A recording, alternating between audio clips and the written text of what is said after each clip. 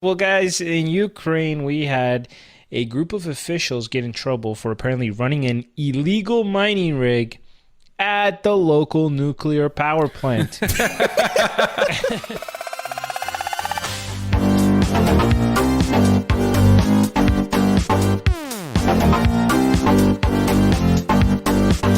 Hello, everybody, and welcome to this edition of the Crypto Basic Podcast. My name is Kareem Baruka, and I'm here with Brent Philbin.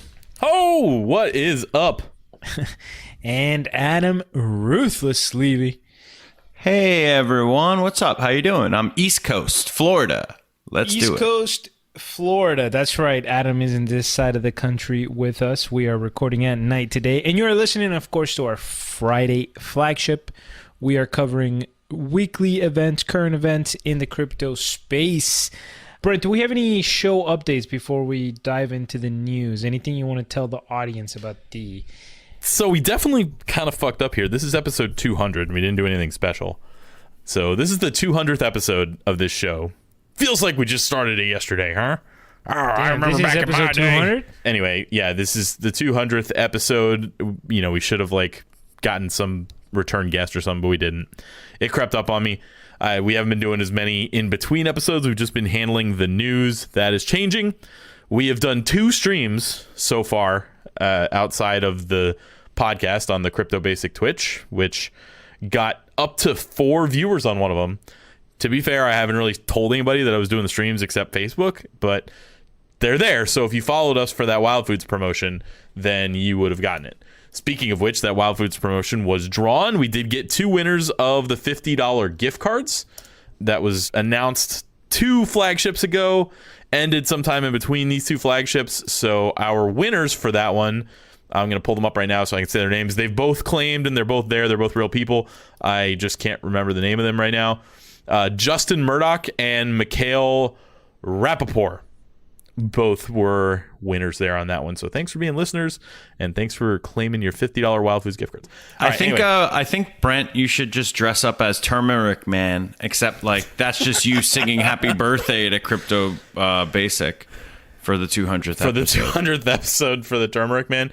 Yeah, one of the things you could have seen was me being Turmeric Man, which is funny. I did a couple other funny ones. They haven't been released yet, so when they do, you can follow the Wild Foods Instagram, and you'll probably see funny stuff of me. Maybe I'll do more funny stuff. I don't know. Anyway. And, Brent, we also got a couple of interviews coming up. Is that right? Yeah. Yeah, reel it in, Kareem. Stop. Jesus Christ. No, I wanted to stay on the streaming for a second. We are probably going to be streaming more often. I am also going to stream on Wednesday. Actually, it might be Tuesday. Let me not get this wrong. This coming up, I streamed a fantasy football draft, which people apparently liked. Well, 2 things happened. One, I streamed a fantasy football draft, but Charlie was in it, our friend Charlie, who always shoots angles, and he figured out that I was streaming the fantasy football draft, and he went in and watched it. Oh my God, he was... Oh, no. Yeah. So he was stream sniping me on my fantasy football draft. So I've got another one coming up that he's not in, 8 to 11 p.m. Central Standard Time, so 9 to 12 Eastern on Tuesday the 27th. So coming up this Tuesday. So if you want, I will stream that if you want to pop on. That one's an interesting one. It's an auction. But yeah, I knew it. Here's the thing. I posted on Facebook, and I knew the second Charlie saw it, he would come on there and he would do it. So I threw out a tester to see if he was there, and I basically flushed him out. So it's fine. But coming up, we do have a couple of interviews that are going to be kind of cool because we had kind of not been doing interviews. I went through, found some old ones. The creator of Crypto Canary is coming on, which is not like an ICO or random coin project or anything. It is kind of the opposite. It's like this ratings website where you go on and rate things. And literally, I told him, okay, all I did was go look at Substratum. I looked at Tron, and I looked at one other thing, and they were all rated 13%. And then I looked at Bitcoin, and it was 100, and Ethereum was 100. And I was like, all right, I'm in. This rating system is cool. I want to talk to this guy. So yeah, he's coming on the show. And then I'm actually going to bring on the analyst from the Ember Fund, which as an uncompensated episode, even though they technically paid us before. I liked his coins, and I liked his selection, and I want to get in his pick his brain a little bit about his process. And he had Engine, right? Yeah, he had Engine 100% on Crypto Canary. Yeah. He had BAT. He had some and then one token that I hadn't heard of before. But I don't know. I want to know what his methodology is like. I want to know what it's like being a non-active trading fund manager. He will make trades every now and then, but it's not like he's trying to buy the bands and stuff like that. So they're coming up, and I am working on a couple more 101s for projects. We've kind of hit a bottleneck with 101s because I really like having the creators on the shows, or at least people who are part of the team, and it's not as easy to get them on as it seemed in the first place. So we might have to switch back to like us talking about coins, which I don't know. So yeah, my 101, it would just be like, it does stuff. I don't really know. It's fake money, but it does stuff on my phone, and then we get to do more stuff. I don't know. Like, I'm sure you're going to do better than that, and I will prove to you, Adam, that you have more entertaining skills than you're giving yourself credit for, and informational skills, because you're about to hit us up with our rapid fire section. These are news and events headlines that caught our eye, but stories that we're not necessarily going to dive into. All right, rapid fire. Stuff happened in the crypto world. All right, we're on to the next portion of the show. Okay, is that a Rick and Morty reference? What? No, I was just trolling. I was just continuing the bit. Anyways, okay, rapid fire. Patrick Byrne, the CEO, actually the former CEO of Overstock.com, actually had to step down recently. And the reason that he wrote a letter to the shareholders on Thursday, and this is where things get a little weird or murky, is that he had to admit that he had a 3-year relationship with Maria Butina, who is a Russian agent currently serving 18 months in prison, pleading guilty to charges of acting as a foreign agent. Holy shit! He's wrapped up in all that. Yeah, so it's like, I mean, yeah. The reason why we're mentioning Overstock is because they were one of the first companies, we'll say late 2017, that were like, oh yeah, we're taking Bitcoin. We like Bitcoin, but that is quite a situation for Overstock to. I mean, he needs to resign. Bro, this girl, Marie, this was a legit spy. She had a relationship with like 5 or 6 important dudes. She was also with somebody in the NRA and a couple of Republican Congress people. So listen, I'm going to admit, I threw this in the rapid fire. With rapid fire, we tend to throw stories in there that don't require any further reading. I'm just like, whatever. The headline is he stepped down. Like, how could there be more to that? And I threw it on there at the top because he loved Bitcoin and he was the reason Overstock took Bitcoin and all that. And having Maria Butina is, and for those that are not up on it, she is like single-handedly bringing down tons of people once they found out she was a Russian agent. And she's, I don't know, it seems like she used her womanly wiles there to get into these situations. And Honeypot, ever heard of it? Yeah. Watch Archer. Every single time I pull up a picture of her, I expect her to be like more attractive because I'm like, oh, like she's duping all of these guys. Like those must be bad pictures that I've seen of her in the past, right? Nope. Have you seen Killing Eve, by the way? No. It's an Unreal show that's basically that. And it's like got Sandra Oh from formerly Grey's Anatomy or whatever, and she's chasing this assassin who is basically just killing very high up people throughout the show. But she plays all these different roles, but she's like really, really attractive. So it kind of is a little bit of that where the same but different. Does she like join the NRA and stuff? Because that's what this no. She's French. So and that's she's also for it's in TV. Europe. People are always more attractive on TV. She's okay. I get what you're saying. She's not like in a James Bond movie, but yeah. I mean, I want to watch a movie about Maria Butina now, though. There are a lot of women It'll on planet happen. Earth that I would compromise my morals for. This isn't one of them. I don't know. I'm just saying. You're not an old rich Republican. You're not the target here. Not buddy. yet. Jesus. All right, next story. All right, so the next story is somehow more ridiculous. It is a coin called Banano. A coin called, first of all, before you go on, a coin called Banano. When we used to do our weekly roundup of our cryptocurrency, the Banano community was extremely generous to us. We never got tipped any Banano, but they did really come in there and hype us up. They were our hype men. So don't be shitting all over Banano. It is a nano fork, but banana. So the creator is actually Banoshi Nakanano. I mean, Obviously. honestly, as far as like a complete, I'm not gonna say, okay, I don't want to use that word, but basically, as far as a white paper goes, or better yet, it's obviously all in yellow, and it is extremely in depth. I am really impressed by it. Says it is a fearless, instant, rich in potassium cryptocurrency powered by DAG technology disrupting the meme economy. And then there's a yellow Pepe on the first page. If you scroll down to page 3 and watch what happens. Yeah, there is an animated A rocket ship assembly comes across line the screen. of monkeys like putting nano out in places, and then drones are taking them in. Like I don't it's there's a lot going BB-8's on. in there. He's butting his head on the thing, Yeah. This thing is just full of memes.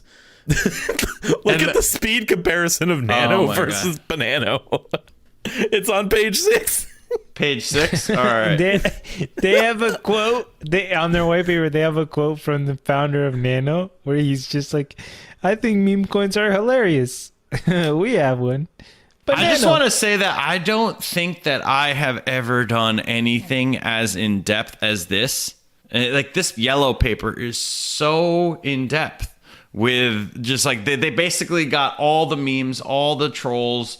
Like it's so well done. It's honestly one of the better white papers that I've seen. This is the best white paper I've ever read. Honestly. I am all about Banano. So listen, Banoshi Nakanano, we're happy to have you on the show. Come on. We'll do a voice synthesizer on you or something. Yeah, but you have to be wearing the peanut butter jelly like banana suit. Way it. So all right. all right. So this is honestly, I'd recommend checking out the Banano yellow paper. It is so in depth, very impressed, and Banano.cc/yellow paper is the website if you don't feel like looking through our show notes. Yeah. All right. And we have one more story, or actually two more. One is a quick one. Horizon State, who they've popped up here and there. I've heard of them. I don't really know much about them. I think you guys have probably covered them in previous episodes. No. We've covered Horizon, the coin. Yeah. This is not them. I know that's this is something different. different. We've definitely never covered this one. But apparently they had to fold because of it was a Facebook post. They're ceasing operation. And apparently there was a legal case in Australia. Something super secret that they can't talk about. Yeah. Is the reason they went under.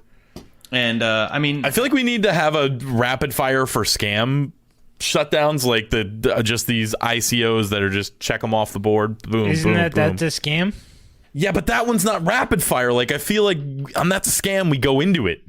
There's so many of them. The whole damn show would be scams if we grabbed every one of them. These are just happening all the time. I mean, at this point, like, there's a lot of from the ICO craze of 2 years ago. I'd say that there are some coins that are just starting probably folding now, and they're just like, all right, we're giving up. We're not receiving any funding. Bitcoin and Ethereum isn't skyrocketing to help the altcoins. Like, there hasn't been a healthy market for altcoins, really. They've all just been very tied to Bitcoin and Ethereum. So if you're one of these, that like barely even, I think they were trying to get in late 2017, early 2018, and it's like that's when you got pretty crushed in the market. So it's very hard to operate as a company when that's happening. Imagine if you got $100 million in funding and then 3 months later, that was worth like 20 or 30 million, or like, even if it's like 3 million, and then like it's worth like 500K or something like that. That's got to be tough to deal with. Yeah, it's rough running a company with $30 million. Yeah. Well, no, and also, one of the things that, for example, Charles talked about from Cardano was having their money in cash and mapping out what it was going to cost, just running the business under the assumption that crypto was going to be not stable, So there are precautions that you can take.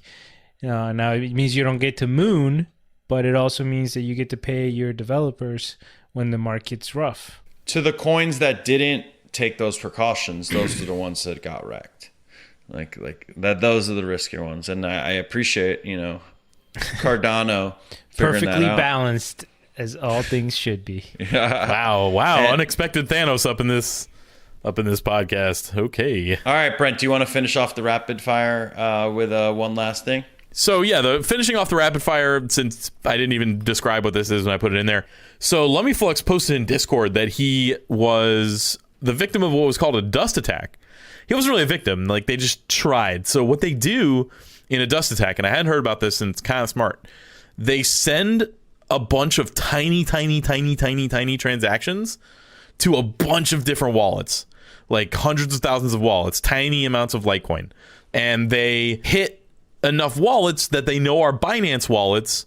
They try to figure out who belongs to who, and then if they can put two data points together of this wallet belongs to this email address, they call up Binance and they're like, hey, I got locked out of my account, and Binance asks them to verify a recent transaction, and they verify that they sent this tiny amount of Litecoin to themselves on Binance, and then they're able to unlock the account. So that is a interesting attack. And then I saw on Reddit that they wanted to remind everyone that could not happen on Monero, because Monero hides the sender's or hides the receiver's address or whatever, so you can't pull that off.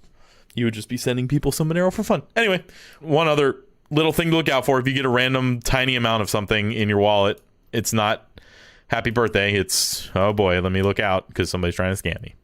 Unless you're us. You can always donate to us. Our Ethereum address is in the Discord. We should probably have a Bitcoin address in there too. It's kind of dumb not to have that. I don't know what. That was during my damn Bitcoin days.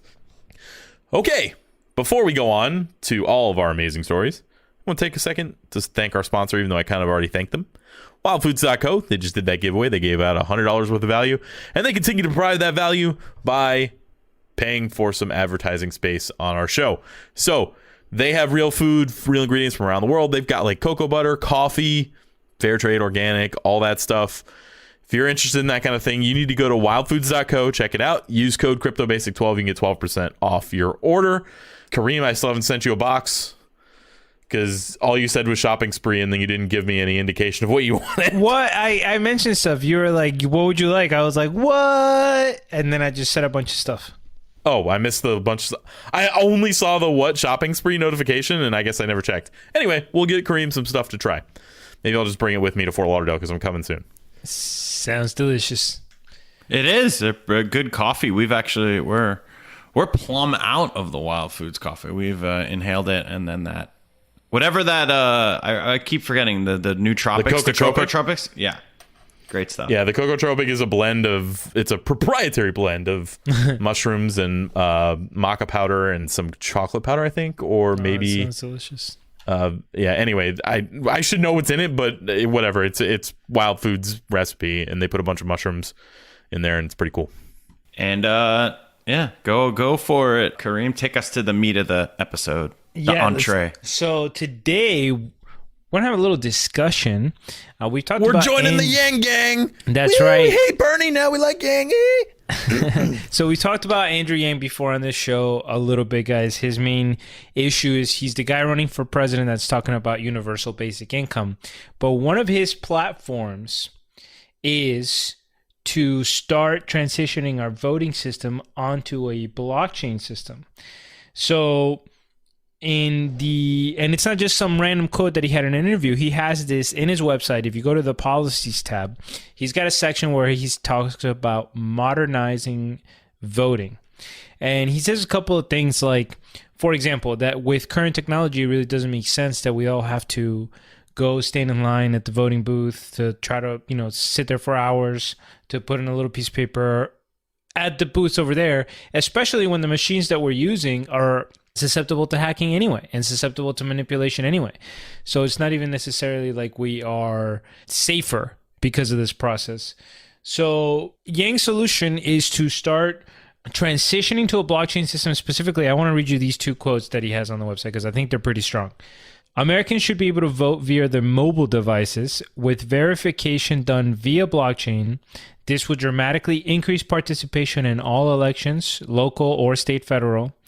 And later on, he emphasizes it is 100% technically possible to have a fraud-proof voting on our phones today using blockchain. Let's discuss. So I mention my non-crypto friends on the show every now and then, all my non-crypto friends together. And I bring this up to them. I bring up little things to them every now and then. And this is one of them. I'm like, guys, like, if it does nothing else, forget money, forget anything. Like, blockchain technology should be used for voting. That's literally like the number one use case. As long as we can make it so that a 95-year-old man can vote. Like, we have to make it so it's possible for him to vote. So, if he's completely illiterate, and as we've noticed when we're trying to start the podcast, Adam can't even figure out how his microphones work. So if you're 95-year-old Adam, how are you going to download an app on your phone? You're not. So it's a little bit rough. So they got to come up with a way to give everybody a voice. And blockchain should be a piece of that. But you can't do it in such a way that somebody needs to help the old people, because we've seen what happens when you help the old people. What was that, North Carolina, where they just like went to the old people and they're like, hey, we'll help you take your vote to the mailbox. You don't have to worry about it. And then they threw it away. That was the Republican guy they were fraud. Yeah, they were straight up changing. No, I agree that we already have a system that's full of fraud.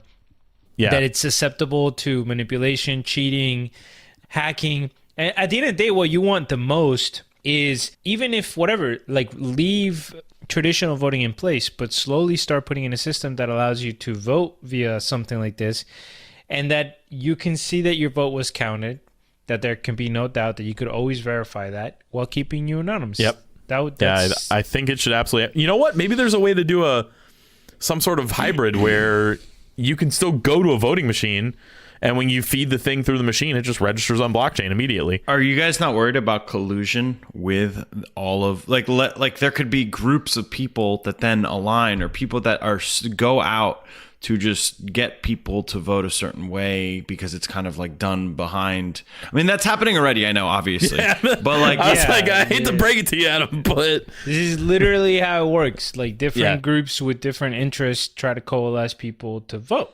That's why. Couldn't you just like steal? Like, is it possible to just like now you can steal people's phones? And I mean, I don't know. I mean, their private public key combination. It depends how they make it. Look, the question is, do we have the technology to make it somewhat reliable when you're filling something out? Look, when I try to get on Binance, or when I try to do a couple of different things, if I'm using an advanced technology software and I have 2FA, it's pretty robust usually. It's tough. We could do that at a governmental level. That can include your social security number, a private key. I mean, whatever, And then you can start having ID on the blockchain and stuff like that. There's a lot of amazing use cases there. The voting just needs to be accessible to all in that instance. And I think that there probably is an exact way. And it doesn't have to be on Bitcoin or any other network that's susceptible to an attack. It needs to be on a decentralized reasonably, but you can decentralize a voting system by having a server in all 50 states. But what's actually interesting is that maybe you don't get the 95-year-old me, but you'd get like grandson of me at 18 years old, because you'll get a lot, because there's a lot of kids who are just like, I don't care. Like, they don't know anything. They don't know enough about politics, whatever. But if all they have to do is go on their phone to vote, go vote. Absolutely. So which party do you think would probably not want that to happen? Republicans. No, yeah, look, trust me, and sometimes on both sides, there's a lot of games being played to make the electorate smaller. If they make it easier to vote, people will participate. So let's just be real. They want to make it more difficult to vote, unfortunately, to be less responsive, or so that smaller percentages of the population can have a bigger influence. Yeah, I'm excited to see Andrew Yang getting a little bit of exposure here. I'm excited to see him talking about blockchain and being clear that it could be used for voting, because it absolutely could. And I don't see it anytime soon, but I hope it exists sooner than later. Even if they start off with like verifying your driver's license on your phone or something like that. Second thing I'd say is a question to you, Kareem. You said on this show a long time ago that Ted Cruz basically had no chance to get any real amount of voting done in the primaries. Who do you think, given recent press and all that, has a better chance of getting a higher percentage of a primary vote? I'm saying Ted Cruz again. I mean Beto O'Rourke. I don't know why I confused those two. Beto or Andrew Yang? I think Andrew Yang. Andrew Yang has a lot more upside. Look, I told you back then, Beto is just a total, like, he's not even real. He's a media creation. There's no umph there. Like, you know, he almost flipped Texas and everybody got excited, and that's it. He's not like the standard bearer of the party. Yeah, like Andrew Yang is grinding and like he's been going on a lot of different, like been doing a lot of media appearances. Also, for what it's worth, I think that if you go on Rogan, your reach just becomes gargantuan. I can't really quantify it, you know, we can't, but when you go on and there's 3 to 5 million people that are watching that episode plus downloading it, then they get talking and then there are multiple tweets that are like, oh, I like this guy. Who's that guy? You know, like if you're not going, like I don't think Beto or he's just agree. A normal politician. Andrew Yang is like this unique outsider. So as more and more people become exposed to him, I think that there is a lot of potential for people to gravitate towards his new, unique ideas, unique history. When people like, if you don't know Beto that well, how is Beto going to overtake any of the other people that are exactly like him? Policy-wise, like, yeah, you know what I mean? It's not gonna happen. If maybe I could use my one time after I watched the Rogan with Yang, I gave him a follow and said it was really good. He followed me back. Oh, so granted he follows 5,000 people, but I mean maybe I could be like, hey, want to go on and talk about this some more? And he probably will say no or not respond. But yeah, if we get Andrew Yang on the podcast, Kareem's not allowed to participate. He has to. He's not allowed to interview him at all. I could just listen. Because he hates politics. I could just listen. I think he'd join in. I don't know. I'm not a betting man, but I would. Well, according to the betting markets on Predicted, Brent, I just opened it up after you asked that question. Yang is at 10 cents out of $1. Beto O'Rourke is currently at 2 cents out of 2 cents. So you are well right, according to betting markets. According to the betting markets. As a general idea of who's at 1 cent, Oprah Winfrey, The Rock, Mark Zuckerberg, Andrew Cuomo. So Beto O'Rourke is currently at 2 cents. Hillary Clinton is at 3 cents. That's all I have to say, okay? Wow. So Beto O'Rourke is at nobody. That's amazing. All right. I think that's enough politics for one episode. Kareem, let's talk about the protests in Hong Kong. Oh, we're going right to the Hong Kong protests. Yeah, let's do it. Oh, wait, crypto around the world. Sorry. Attention please. This is the final call.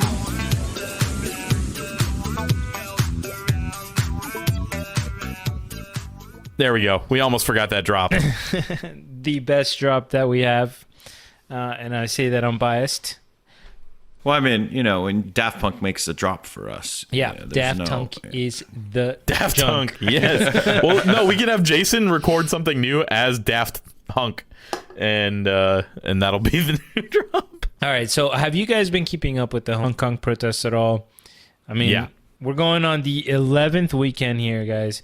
1.7 million people have gone out and participated in the marches. So it looks, estimates are that it's about 25% of the population in Hong Kong. This story specifically was talking about Bitcoin ATMs and how... Before we go, do you want to give like a TLDR of why they're protesting? Yeah, I feel like there's probably a couple of reasons why, but the main one is the Hong Kong Parliament signed an extradition bill that would basically allow political dissidents to be extradited by China from Hong Kong, and therefore they erupted. So remember that the British gave Hong Kong back to the Chinese, but it's supposed to happen over I think it's 100-year or 50-year, 60-year lease. 2050, I think. Right, where Hong Kong would remain independent. They've effectively remained independent, but what the Chinese have done is slowly, gradually infiltrate, so to speak, or start pushing the Communist Party's agenda through government, through corporations, through all that stuff, soft power, so to speak. And then there was some police brutality. More people in Hong Kong got angry, more protests, etc. This story came in relation to Bitcoin because one of the Bitcoin ATM machines in Hong Kong, a company called Genesis Block, was handing out water bottles and umbrellas. But here's the part that I really wait. Sorry, I'm picturing like an ATM robot that's just like going around like, hey, No. would you like some Bitcoin? Have a water bottle. No, I'm a water bottle man. just an ATM, regular ATM machine, guys, where you could buy Bitcoin and other cryptos. But click on right here. I have a little drop down where it says that the bottles themselves have QR codes. And if you look at it, they're handing out water bottles, and on the water bottles themselves, there's the QR code and the address for the fund that's being used precisely to buy those supplies that are being handed out to protesters. And this kind of made me think a little bit bigger picture. Think about how much more direct you can get, whether you're talking about a war zone, disaster zone, starvation zone. And, people always have the question when they're giving to charity, well, I want to give to people who are actually giving back. I want money to actually end up there. Imagine if through social media, through all this stuff, you can actually see a future where when there's disaster relief, you can directly see, oh, this is the group, and I can give them directly right now. This is literally the Bitcoin address that's funding these water bottles, kind of thing. Right? Kareem, I'm gonna have to call bullish or bullshit on this story, and I'll just tell you it's bullshit. Tell me. You've been saying that a Bitcoin ATM and there's a Bitcoin address on these water bottles. Did you not look at the red letter? This ain't Bitcoin, motherfucker. You're It's right. Bitcoin Cash. Now there are some people who would agree with you, but I didn't think you're one of them. You and your boy Roger over there thinking Oh, Bitcoin my is Lord. Bitcoin is Okay, fine. You're right. It's big. I didn't pay attention that closely. The bottom line is it's cool that you can fund directly to something using crypto by just seeing the QR code or the address. But Yes, and Bitcoin Cash is much been corrected. better to donate money with, because if you're donating $1 or $2, you don't want to pay $3 in fees. So yeah. I was actually going to let Kareem kind of just get away scot-free with that, but Brent, he just No, has don't let to me get call away it with out. anything. You can't, It's I was like, maybe there's Bitcoin Cash. It's an ATM. It's not just Bitcoin. Yeah, whatever. We'll go. nah, he's doing it from a place of love. He's right to call me out. always a place of love. I love everybody. I have lots of love in me. To be fair, the article's title was pretty misleading. The title of the article said Hong Kong cryptocurrency hub gives Bitcoin Cash funded water to protesters. So, very misleading. It's a little bit rough. It was pretty hard. It's pretty easy to see how you made that error. Good having anybody. All right, so Kareem. No, so more. you wanna- Hold on. I want to keep talking about the Hong Kong protests real quick. So they were actually talking about doing a run on the banks. Did they end up doing it? I don't think so. They The announced protesters it were talking with about enough withdrawing time. all their money. Right. I've heard about that, but I haven't heard any confirmation that they actually did. I would be interested to see if, because they're seeing these water bottles and because they're all pissed off, maybe there's some crypto things that are happening. There's all kinds of weird shit happening. They put the UK flag over top of a podium when they broke into some place. Now they're all flying the US flag because they're trying to get freedom. Weren't And they not letting people go through? People were flying into the airport. They shut down the airport. Yeah. They start protesting at the airport. They're smart. They're like, what is going to hurt the country the most? Let's go protest at the airport. Showing you're serious. Yeah, they're all literally taking their lives in their hands right now too. So if China does get to make some sort of response to this, the last time they decided to quell a protest, thousands of people died. So, well, we don't know. We think thousands of people died because we literally have no idea. If you look up the Tiananmen Square massacres in 2000, I do think that it's a 1989. different time, and I wouldn't be surprised if China's game plan here is just to wait them out as much as possible, because it's going to be really hard for the protest to end in a way that significantly reduces Chinese power. Yeah, they would basically have to repeal the law in order to get these people to stop. And I think the issue is there's so much money. Hong Kong's the 27th overall GDP of all countries, and they're really small as far as like, surface area.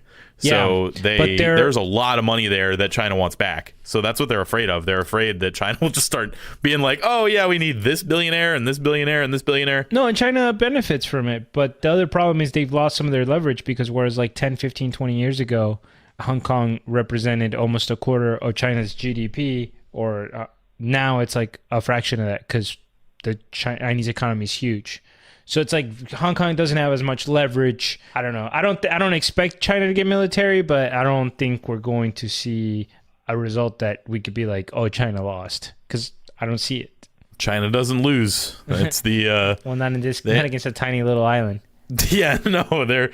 I don't think it would work out very well for Puerto Rico if they decided to protest us. They would just be Cuba too at that point. So. Right, exactly. It's like if Puerto Rico really got serious about protesting the United States, yes, they could get maybe statehood or something, but like, yeah. Anyway. So I definitely feel bad for the Hong Kong people. I'm proud of them for standing up. I hope they keep protesting. If you happen to be listening to the show and you are running this Bitcoin Cash donation operation and you are comfortable, existing, come on the show. We'll have you on. Obviously, you don't have to pay us. Join us, and we'll have you on the show. So, all right, you guys want to take it to a different part of Europe? We want to go to Ukraine here. Ukraine. We're taking it to a different part of Europe. All right. A different part of Europe than Hong Kong. All right, guys. So you know that there's a lot of demand for cryptocurrency, mining, power, because mining is expensive. And of course, what they want the most is free, cheap energy. Well, recently... the cheapest and hottest energy The cheapest around. and hottest energies. Well, guys, in Ukraine, we had a group of officials get in trouble for apparently running an illegal mining rig at the local nuclear power plant. So, the equivalent of the Ukrainian FBI basically found a bunch of mining equipment at the nuclear power plant, and they were basically, the court documents allege, who knows if this is one of those throw the book at them or if they're serious, but their explanation was that the internet connection that was required for the mining operation actually put the plant at risk and secrets at risk. Oh. And a local court actually already ruled that confidential data from the plant was actually leaked out online because of the mining operation. Damn. So these guys are going to get in trouble, right? Dude, imagine you're like the FBI and you know nothing about cryptocurrency and you stumble upon a massive mining farm at a nuclear power plant. You literally are going to be like, oh my God, it's the end of the world. You're going to assume it's a giant bomb and somebody's going to ask for billions of dollars in ransom. Yeah, I guess that's the best case scenario. What is going on here? Tell me now. We're trying to make massive Bitcoin. fields of electronics that could be under a nuclear power plant. This is as benign as it gets, boys. So I ended up, so I've been traveling and I haven't really had much opportunity to look at most of the stories. So I happened to pick one out, and it turns out it was exactly this one after I went and did some of the research. But there were some things that Kareem didn't mention, which I thought were pretty funny. Shots fired. Well, no, it's two articles. So there's they went from different routes. One was saying that this has been happening a lot where state officials are now using their cheap power and electricity to mine current, to try to mine cryptocurrency. It's happened in Australia, Romania, and Russia now, and it's just kind of like a funny thing. These guys were saying that they were doing this because they were down so much from the past few years, and then all of a sudden it started doing well again.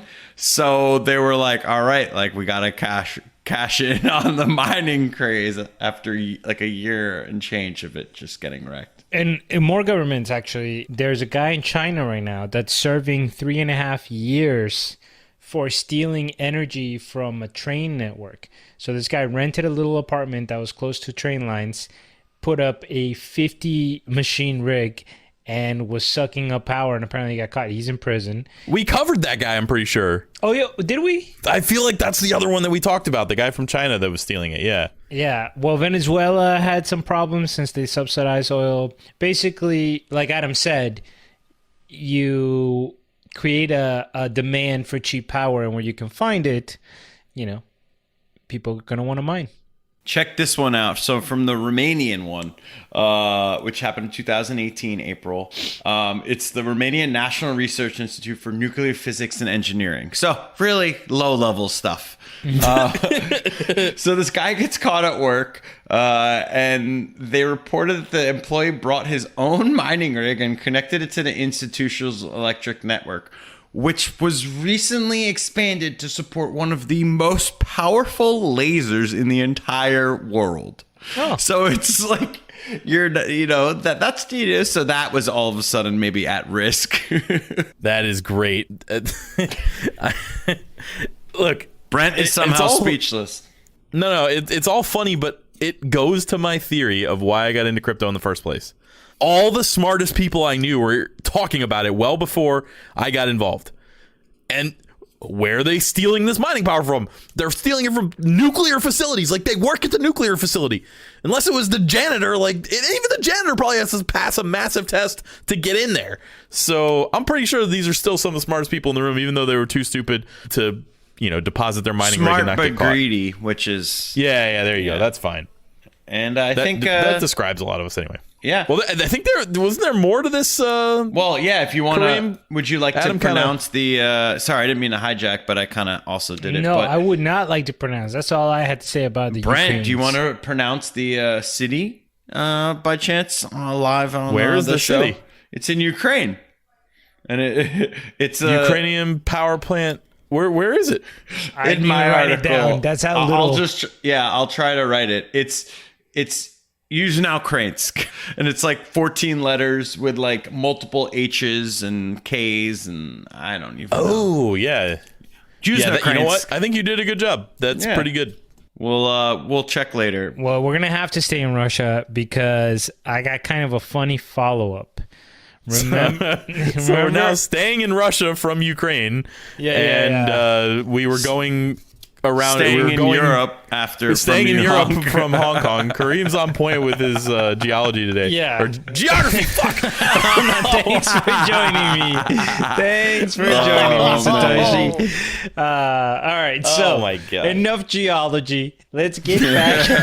There's enough geometry. Let's move on. yeah. All right. So last week we talked about Moscow and their blockchain voting system. Yeah. And it's hacked. No, It's not hacked. It's not hacked. This is good and bad, but this was too funny not to cover. Oh my god! I went on So- such a good rant about it being positive. No, listen. A French security researcher, his name is Pierre-Eric Gaudry, has found a critical vulnerability in Moscow's blockchain-based voting system. And they were planning on rolling out this system for the elections next month. So, Gaudry, the researcher, figured out that you can derive the private keys from the main account by basically brute forcing it, because the method that they used encryption key sizes that were just way too small to be secured. So, here's the dude's exact quote.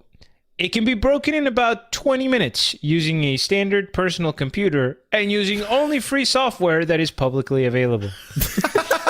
So, now, Jesus. of course, since the protocol, everything about the blockchain system itself isn't in English, a lot of it's in Russian, then he doesn't really know what he could do with those public keys that he's able to brute force, those private keys, sorry.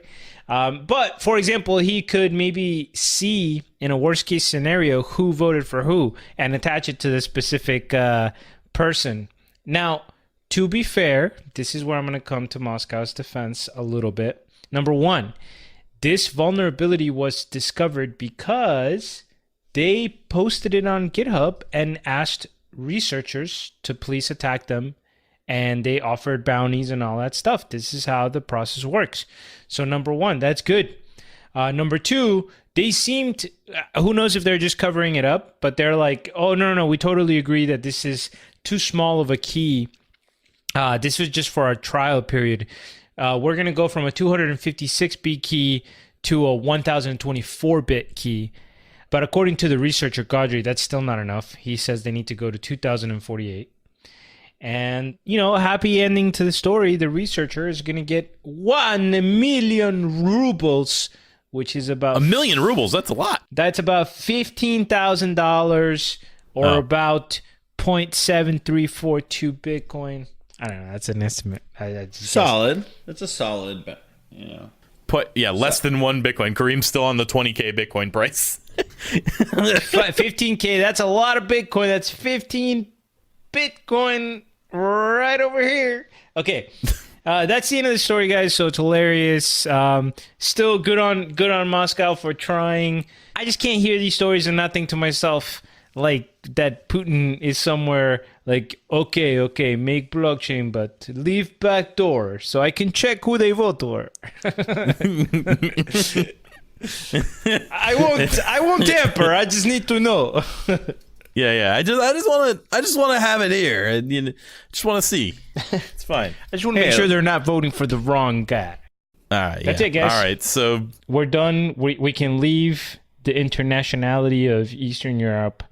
And it's time for That's a Scam. No. That's a scam.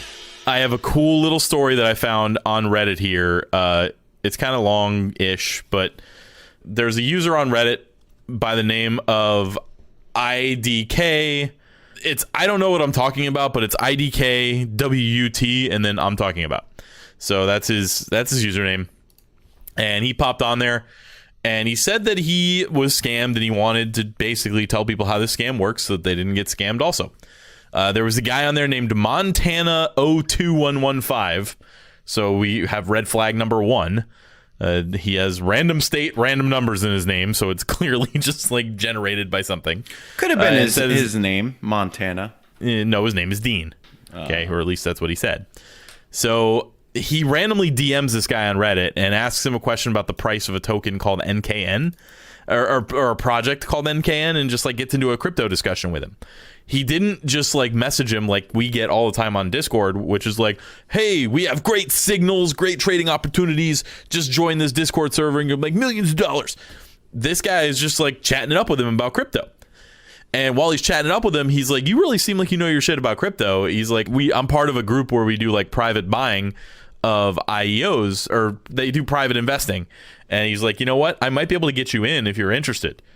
And the guy's like, yeah, sure. So they invite him to a TeamSpeak channel. And I think TeamSpeak is always audio. I could be wrong. It could be text too. I've never used TeamSpeak. I know it's a Discord competitor. And they bring him into their TeamSpeak channel, and they're like, hey guys, this is this guy. I met him on Reddit. He seemed blah, blah, blah. And he like goes on and talks about how cool he is. And he's like, if you guys don't object, I'd like him to be in the group. And they like one by one vote that it's okay to have him in the group, right? So he gets welcomed to the research team and everything's great. And then a couple days later, the guy sends everybody an SAFT for a token called Perlin. SAFT is, I didn't know what that was. So apparently this is the new way people are getting around ICO regulations. It's called a simple agreement for future tokens. And it's basically a pinky promise that when they are operational, they will give tokens out at their token generation event to their original people who have funded the project. Like an airdrop, or is it like a pinky drop? Yeah, it's like a pinky drop. It's like a combination between an ICO and an airdrop. Yeah, like you give them money, they give you a little thing. It says we are totally going to give you these tokens later. So they sign that, and I guess later makes it get around the accredited investor rules. So you don't even need to be accredited investor or anything like that. So they're doing this Perlin thing, and they're going through the Discord or through their TeamSpeak, asking each person like, okay, how much do you want to put in? And one guy's like, this much. They get to another guy. He puts in 1100 Ethereum. This one, the guy actually sees on the blockchain. So somebody sends 1100 Ethereum to this address. He's either in on the scam or is also being scammed himself. Sends 1100 Ethereum. They say that they've raised 11,000 Ethereum for the project so far. And then they get to him and they're like, how much do you want to put in? And he's like, at this point, he's super excited. He's getting in on this IEO that nobody can get in on. And he's like, well, I'll give my whole bankroll. I'll give 10. He's like, he said he's a broke college kid. He had 10 Ethereum and he puts it all in there. So it's a couple $1,000. Then the next day he gets his Perlin tokens. So everything looks like it's on the up and up. And then they start talking about being able to do another token drop from another coin called Sovereign. But in the meantime, this Reddit poster actually gets kind of smart and he looks at the smart contract. First, he thinks everything's fine because they actually sent some of these tokens to the Binance wallet, or wallets that are on Binance. So he's thinking like, okay, it's legit, like the coins are on Binance. But then he keeps looking and he does some more research and he finds out that Perlin hasn't had its token generation event yet. So this is just a random ERC20 token that they named Perlin that is a fake token that they've sent to him.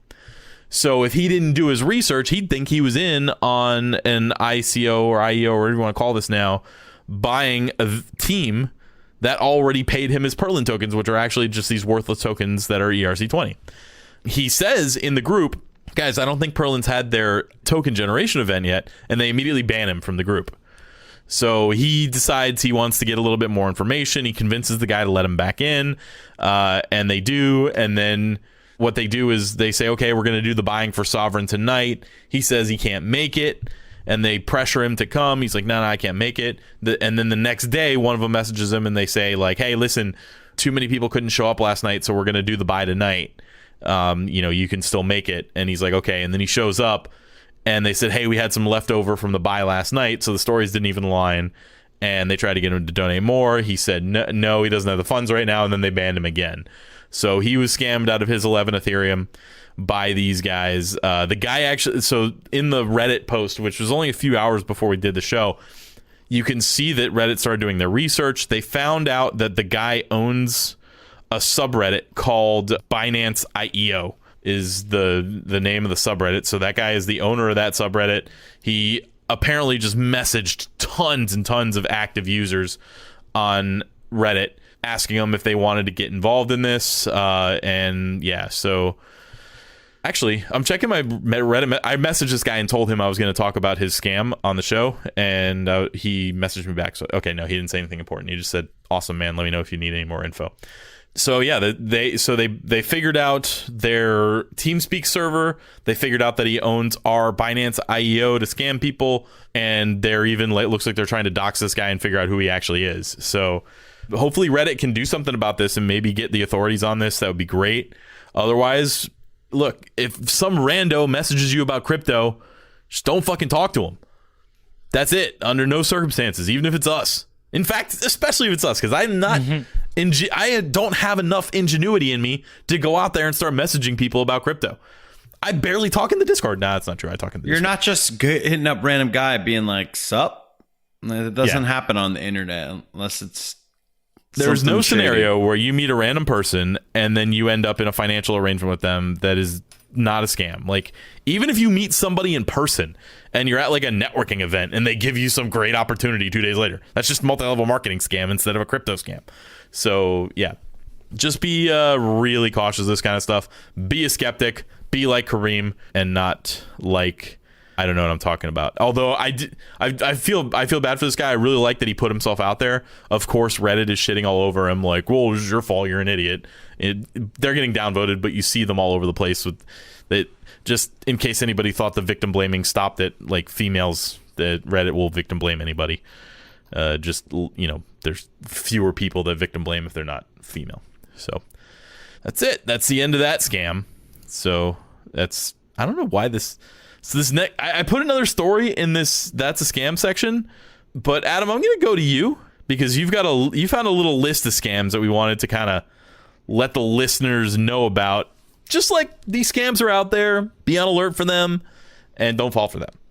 All right. Well, I guess we can just go through There's like 7 or something, right? Yeah, there were 6 scams, and we'll just go. I'll just name them. One is a trading signal scam, which it's like, hey, join this. I guess this is like a pretty obvious one where join the special Telegram group, and they're like giving away trading signals. There's a fee involved. The investor has to join, and then so that's already kind of bogus. And then also, sometimes they're using you, like the people that are getting scammed, to then completely pump and dump, essentially. Right? Like they're like, all right, this is perfect time for us to, because it might like get driven up very quickly or something. Yeah, they create the signals. They know what signal they're about to send out, so they make sure they buy all the coins. Yeah. Before all, and even in those groups, I was watching a YouTube on this. They have like different levels, so you have to buy into like level 1 if you want to get the signal right away. You have to wait 3 minutes to get the signal. If you're in level 2, you have to wait like another 2 minutes in level 3. So if you're just like a random turd on the server, like everybody in that server has that coin before you can ever buy it. And then the second they know you're getting the signal, they're selling it to you. So it's hilariously awful. The second one is actually something that I've thought about doing, but sorry, not scamming, but I've thought about giving away a hardware wallet, because it just seems like a very useful thing to give away. Yeah. Because, but what they do is an attacker organizes like a giveaway or sells it on, eBay or something for really large discounts. You're like, sweet. This, because they're, by the way, we'll say 2000, it's always 2017. The demand for ledgers, I think it went like in July of that year. It was like, all right, you could get some. And then by like a few weeks into August, they were backordered until the end of September. So it took me 6 weeks to get my first one. Yeah. So it really is something, it's enticing to a lot of people to get it for a discount, to get it quickly. And to not, you wouldn't ever really think, oh, this is like completely a scam. So what happens is the attacker buys a new hardware wallet and generates a recovery key. And then when the attacker repackages it and sends it out to the winner, and then once the victims actually use the funds, or put the coins and the funds into the wallet, or the funds, I guess. Yeah, and they're gone. The attacker uses a recovery key to steal the user's fund. And very easy way to protect yourself. Just don't buy it unless it's from the source. Yeah. I wouldn't even buy one from Amazon, because you could be buying the one that's part of like an Amazon FBA program, and they may have done this. Even if it's sealed and it looks like it's the real box, what they do is they find a way to put in scratch offs that they know the code to. It's very interesting. So I know that I haven't bought a ledger in a couple of years, but I know they've done some things that have solved that problem. Like the code is generated in apps, so they can't do a scratch off or whatever. But yeah, be careful. Always just buy like directly from Ledger or Trezor or one of the other wallets. I know, like, just don't cut corners when it comes to security. You have an obligation to keep your money or whatever, your coins, whatever you have, safe. So doing this is just lazy. So the next one is start your own wallet exchange scam, which I'm not really that familiar with, but basically it's an exit scam. Yeah, fair. Okay. It's just an exit scam with a wallet / an exchange, and then once people start using it, you take their money. That's the quick version. All right. And so I guess the way to protect yourself is to just try to keep it simple. Don't go diving deep into some random exchange that seems to be like on the up and up or whatever. Like, just stick with Binance, or even, was it Coinbase the Pro? big boys. Is that GDAX got renamed to Coinbase Pro, right? Yes, Coinbase Pro, yes. Yeah, so just even Kraken, or just stick with the ones that the ones that are kind of already solidified in just like in the cryptocurrency market. The next one is the IEO scam, and which yeah. Obviously, this one's talking about a fake IEO, but really, is it that different from a real one? Yeah, sad. But it just occurs on small exchanges where they list their token on the exchange and carry out an IEO, and then like the exchange and attacker promote it, and then it's just money. Just really wasn't much of anything. Yep. Fake shit. Hot air. Then there's this fake QR code generator, but you get the QR code of the attacker. They swap them. So what they do with a fake QR code generator is it's like malware. And then if we were to make a QR code for like send us crypto, it would replace it and put theirs there, and we would have no idea because we don't know what our QR code's supposed to look like, right? So we would be posting their QR code on a website, or it would be like a QR code generator website where we put in our wallet address and it spits out theirs, so that we would be sending the coins to the wrong people, or somebody would be sending the coins to the wrong people. And then this is one that I haven't seen pop up too often. Well, actually, no, I have seen a lot of cryptocurrency hedge funds pop up. Whether they were legit, it remains to be that is a different. I don't know if some of them were legit or not. But basically, it's when a cryptocurrency trader decides he's gonna, a popular one decides he's gonna start his own hedge fund and only take on a few people, and then he gets a few victims, and then the guy just we're talking about that one. What was that guy's name? The guy that like gambled it all on. You're talking about on the margin, not the the BitGrow guy. No, there was just a guy who like ran one of these, and then he just traded everything on margin and lost it. I remember and he's like, covering "Don't that. worry, I'm gonna get all your money back." And he sent like an email with all kinds of typos and stuff where he was told people he's getting their money back. Yeah, Anyway, that was a great yeah, email. that's that guy. Whatever that guy was, I don't remember his name. He's like, I'm going to martingale our way into success. Yes. And then the last one is just a new coin scam where they're giving away free tokens. Anyone joins their website, they add what their they do is information.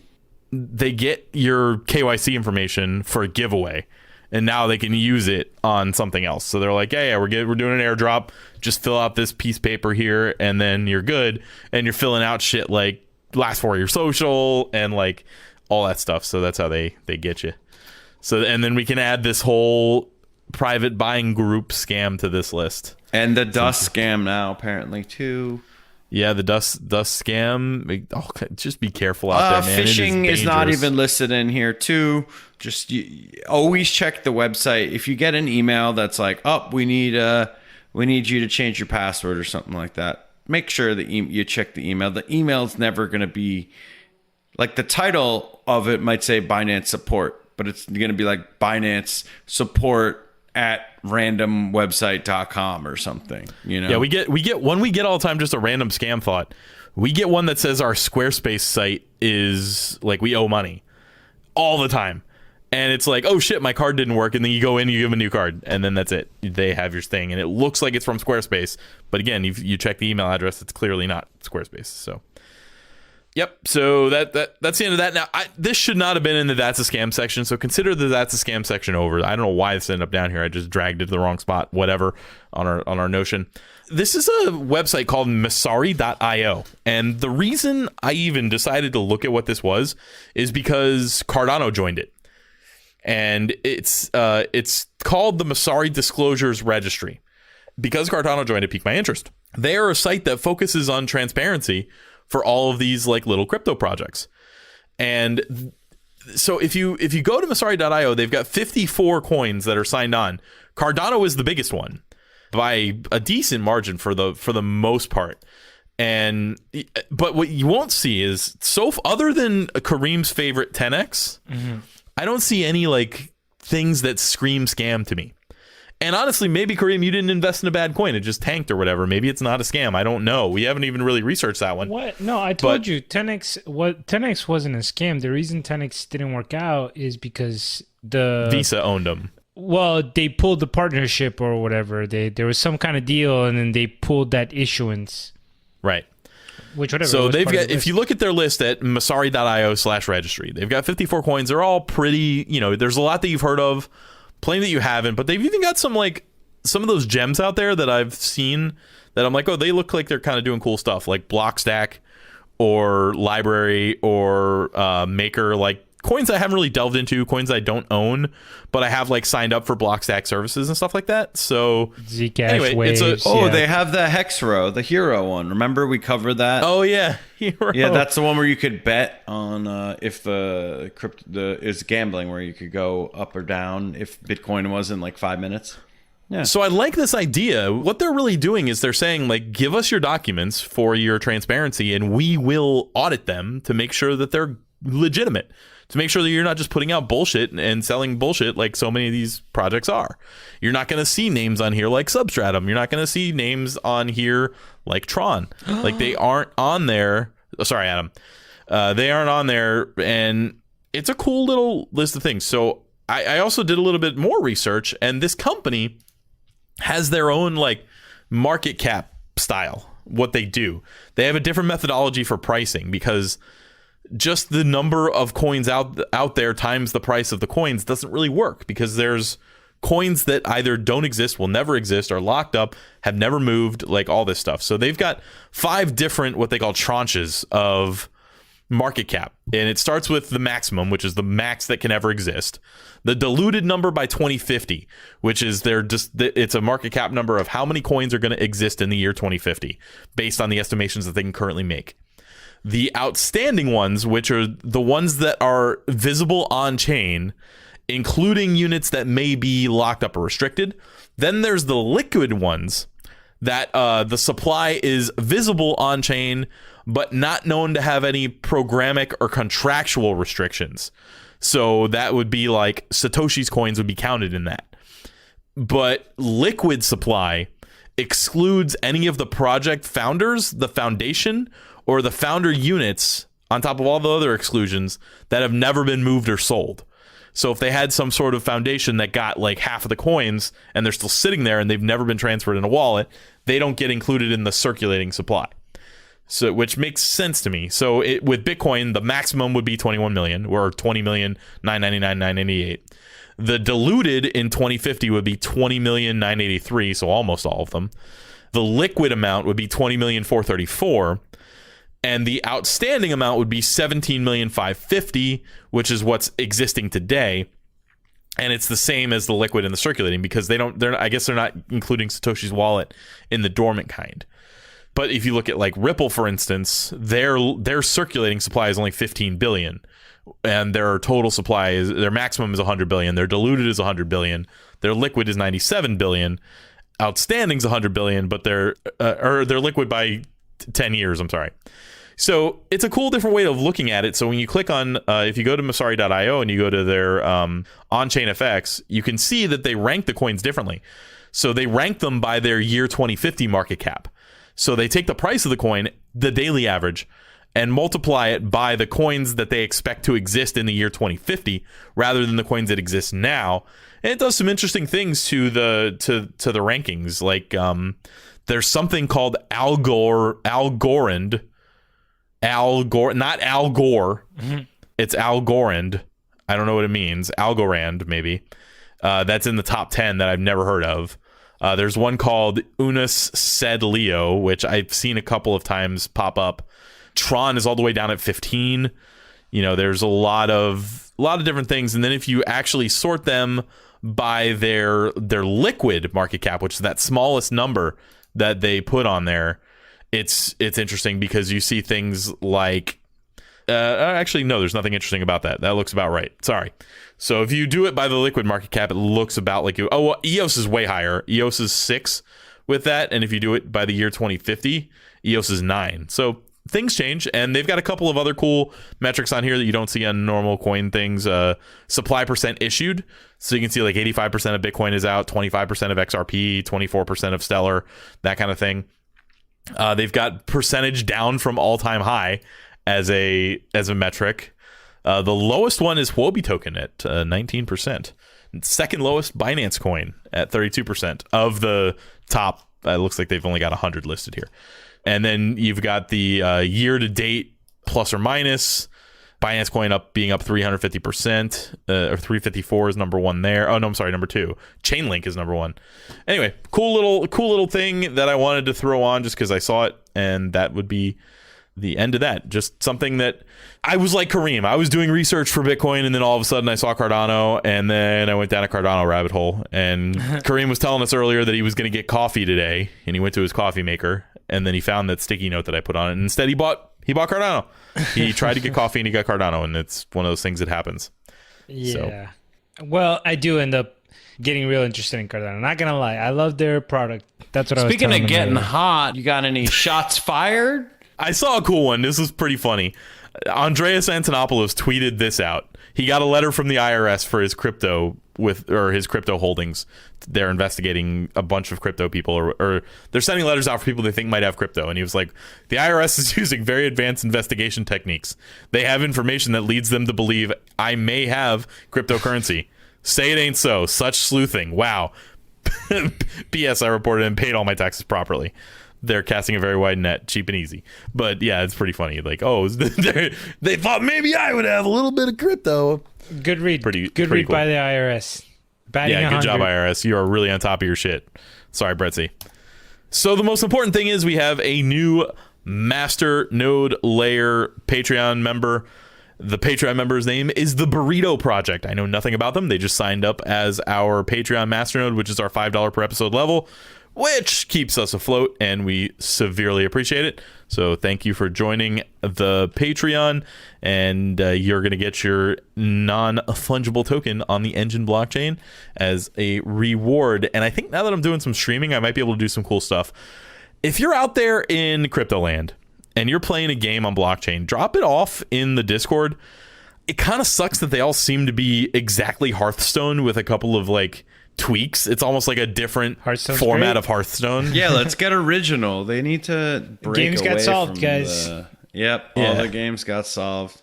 So it ideally something a little bit different from Hearthstone, because Gods Unchained, and I never really played Hearthstone, but I watched people play it and I knew like kind of the differences from Magic. As far as I can tell, the only differences between Gods Unchained and Hearthstone is that after turn 5 you get your mana slightly slower. So on Hearthstone you get 1 mana per turn, right? Yeah, and it just Yeah, and it caps out at it's 10. a non-issue basically, but after a certain Yeah, so it caps out. So on Gods Unchained, once you hit turn 5, it takes you 2 turns to unlock your 6th, and then 3 more turns to unlock your 7th, and then 4 more turns to unlock your 8th. I guess I'm making these numbers up, but it's longer. So the higher casting cost cards do more than they do in Hearthstone, I guess. But you still have like the little power of your person. You have the different classes and that kind of thing. So there's all kinds of different little pieces of the Hearthstone clone puzzle. I hope they make it so there's this new type of game. It's called Teamfight Tactics, and then Dota Underlords, which are essentially it's just like, you know, they're using League of Legends and Dota, but it's kind of like you're playing chess almost with these different characters that you get some sort of gold every turn, and then you just like have to like fight them with your pieces and stuff. And I hope this type of format for games take off, and we could get some blockchain ones like that. But yeah, the card game is kind of like, all right, we get it. Like, honestly, Magic is fucking unreal, and Hearthstone's pretty good, and there's some other ones. Like, it's just not going to be better. I would rather be playing Magic than playing that game, but whatever. So I will stream. Adam will stream at some point. He'll put his clout behind there. Maybe he'll even stream. Maybe we'll get him to stream some poker or something. I don't know. So follow us on Twitch. We've got we need 18 more followers so we can make money on it. So do it. And then, I don't think we make much money, but whatever. So do that, and we'll probably do like an exclusive giveaway on Twitch at some point. Give away some Crypto Basic shirts or something like that. I don't know. We'll figure it out. In the meantime, Kareem. Adam. We are not financial advisors. We are crypto idiots. We are idiots. We do not know much about, we talk about cryptocurrency, but we are not experts. And I am very much not an expert at this because Kareem handed it off after after Brent passed the hot potato. He just threw it at me. So He flickered it to you. if anyone else wants to say anything about us being idiots, feel free. Yeah, well, Kareem's got to work on his geology. I got to work on my genealogy, and I think it's time to call it quits on this episode of the Crypto Basic Podcast. So see you later, everybody. See you next week. Sayonara.